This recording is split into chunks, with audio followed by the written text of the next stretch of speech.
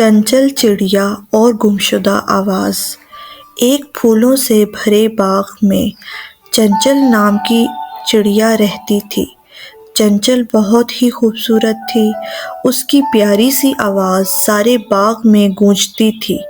لیکن ایک صبح جب سورج نکلنا شروع ہوا اور پرندے اپنی خوبصورت لوریاں گانے لگے، چنچل خاموش رہی۔ اس کی آواز گم ہو گئی تھی۔ چنچل بہت پریشان ہوئی۔ وہ اپنی دوست بلبل سے ملی، جس کی آواز اتنی ہی میٹھی تھی۔ بلبل نے اسے تسلی دی اور کہا، غم نہ کرو چنچل، ہم مل کر تمہاری آواز تلاش کریں گے۔ وہ دونوں پھولوں کے باغ میں گئیں، جہاں چنچل اکثر گاتی تھی، لیکن وہاں صرف پھولوں کی خوشبو اور بھنوروں کی بھن بھن سنائی دی۔ پھر وہ جھرنے کے پاس گئیں، کیونکہ چنچل کو پانی کی آواز بہت پسند تھی، مگر صرف پانی کا بہاؤ سنائی دیا۔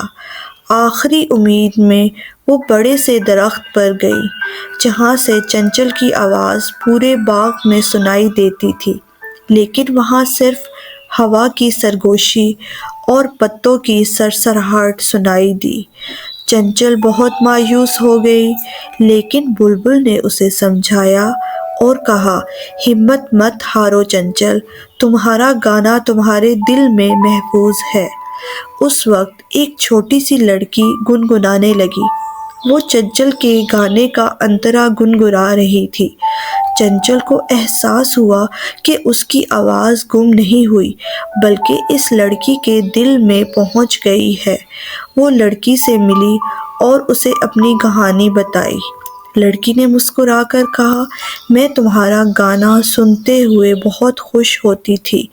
اب میں بھی وہی گانا گنگناؤں گی تاکہ تمہارا گانا زندہ رہے۔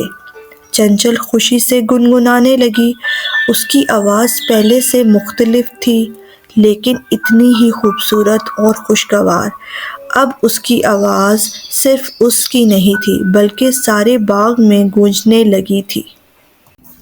اگر آپ اس چینل پر نئے ہیں تو بیل آئیکن کو دبا کر لائک، شیئر اور سبسکرائب کر دیں۔ شکریہ۔